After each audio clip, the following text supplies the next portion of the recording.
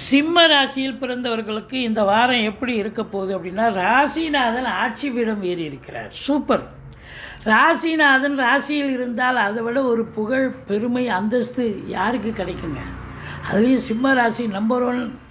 நீங்கள் எதுலேயுமே சாதிப்பீங்க. இப்போ சொல்லவா வேணும்?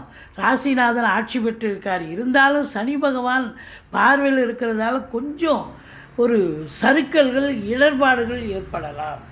உங்களுடைய முயற்சியில் கொஞ்சம் சறுக்கல்களோ இடர்பாடுகளோ ஏற்பட்டாலும் அதை சாதிப்பீர்கள், வென்று சாதிப்பீர்கள் என்று சொன்னால் மிகையாகாது.